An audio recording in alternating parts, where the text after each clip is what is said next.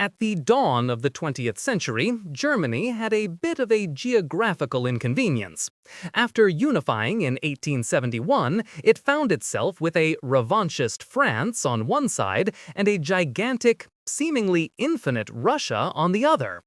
This is what strategists call a two-front war scenario, and what normal people call a very, very bad spot to be in. For decades, the German General Staff, a collection of the most meticulously mustachioed men in Europe, obsessed over this problem. They needed a plan.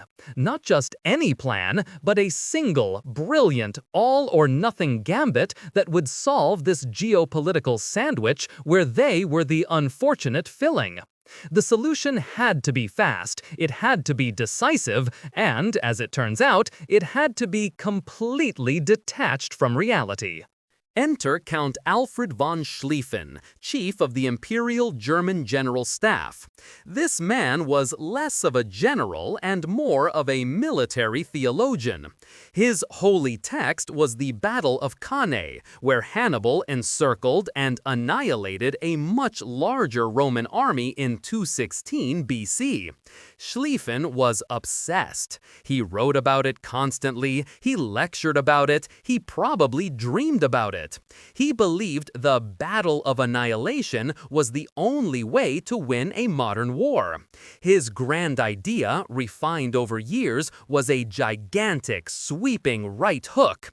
A massive German army would pivot through the Netherlands and Belgium, outflank the entire French army, and crush it against the Swiss border in a mere 6 weeks. It was beautiful on paper, a perfect, unstoppable, clockwork maneuver.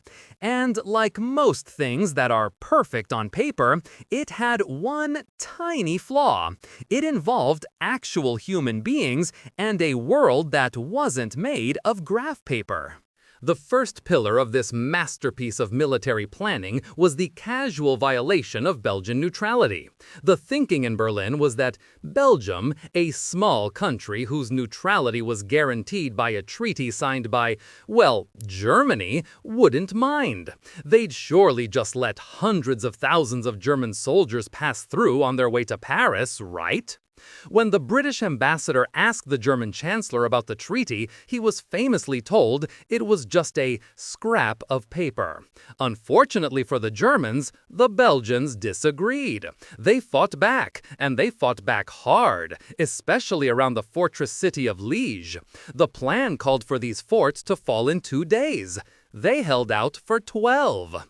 This didn't stop the German army, but it did throw the holiest of holiest, the timetable, completely out of whack.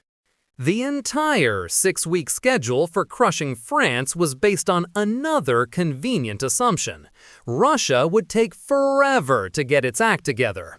The German General Staff calculated, with Teutonic precision, that due to its vast size and pitifully sparse railway network, the Russian army would need at least 6 weeks to mobilize. This would give Germany just enough time to deal with France and then pivot its entire army eastward via their much more efficient train system to meet the slowly assembling Russian steamroller. There was just one problem. Russia had been modernizing with a little help from French loans. Instead of 6 weeks, the Russians mobilized in about 10 days and invaded East Prussia while the bulk of the German army was still getting bogged down in Belgium. This caused a panic in Berlin and forced the Germans to pull 2 army corps from the all-important right wing in France to send them east. The Great Swing was already getting weaker. And then there was Great Britain. The Germans basically assumed the British would take one look at a land war in Europe, shrug, and go back to drinking tea. After all, Britain was a naval power. What did they care about a little scuffle over Belgium? This was a catastrophic misreading of a century of British foreign policy, which was laser-focused on preventing any single power from dominating continental Europe. The invasion of Belgium was not just a moral outrage, it was a direct threat. Britain sent over the British Expeditionary Force, or BF. The Kaiser allegedly called them a contemptible little army. That contemptible army was small, yes, but it was professional, and its riflemen were so deadly at the Battle of Mons that the Germans thought they were facing machine guns. Another unexpected timetable-shredding delay. Schlieffen retired in 1906 and died in 1913, allegedly whispering, "Keep the right wing strong," on his deathbed. The man tasked with actually executing the plan was Helmut von Moltke the Younger. Being the nephew of a legendary military hero, Helmut the Elder, is a tough act to follow, and Moltke the Younger was plagued by self-doubt. So he did what any insecure person does when handed a supposedly perfect plan: he started tinkering with it. Worried about a French attack in Alsace-Lorraine, he weakened the all-powerful right wing, the hammer meant to smash Paris, by transferring troops to the left wing to act as a defensive shield. Schlieffen's original ratio was 7 German soldiers on the right for every 1 on the left. Moltke changed it to 3-to-1. He fundamentally misunderstood that the plan's genius, if you can call it that, was its imbalance. By trying to make it safer, he guaranteed its failure. He turned a scythe into a broom.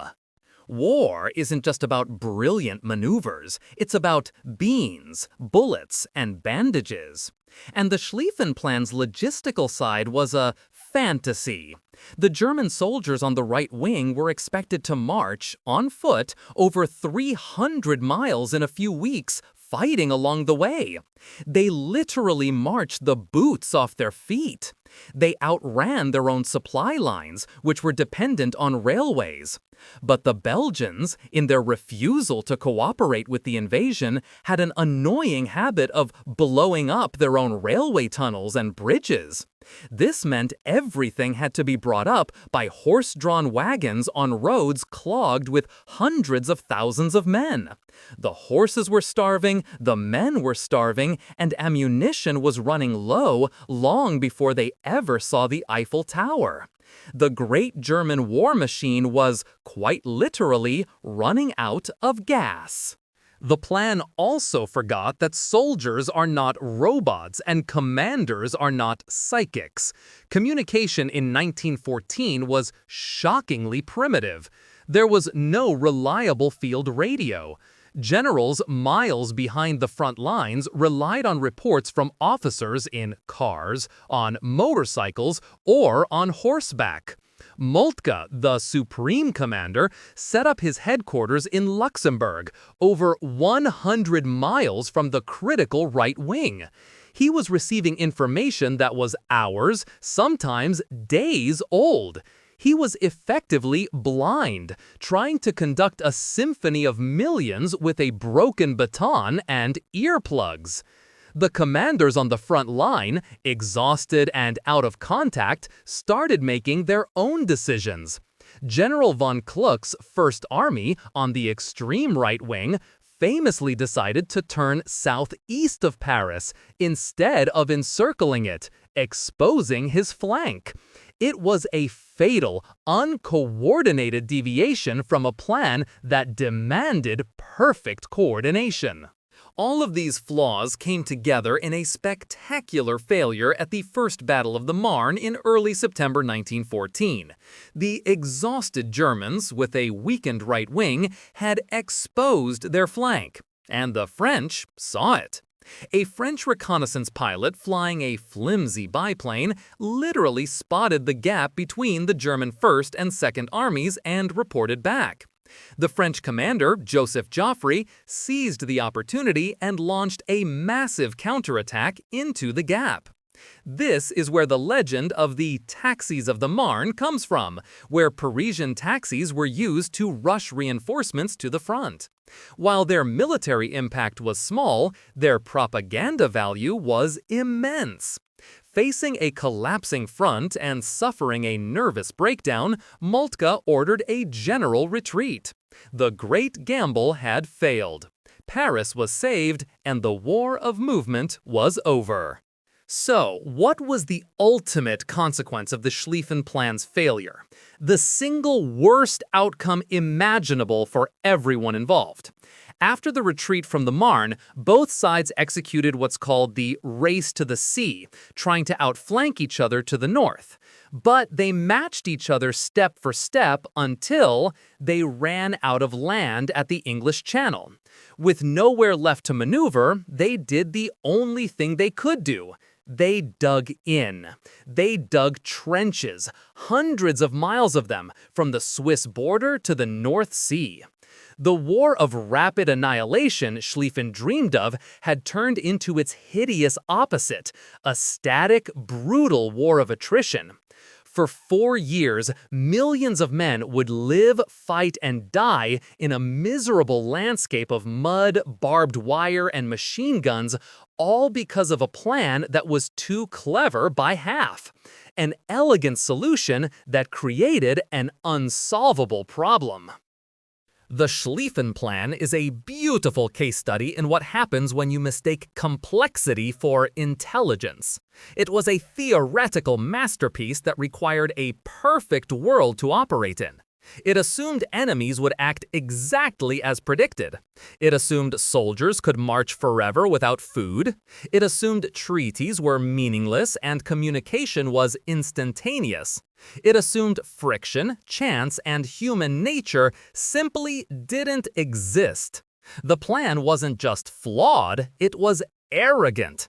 It was the ultimate expression of a military culture that believed will and a good timetable could conquer reality itself. In the end, it was a rigid, fragile strategy that shattered on contact with the messy, unpredictable, and deeply inconvenient real world. If you enjoyed this video, please like, comment, and subscribe to our channel for more historical insights. Thanks for watching, nerds!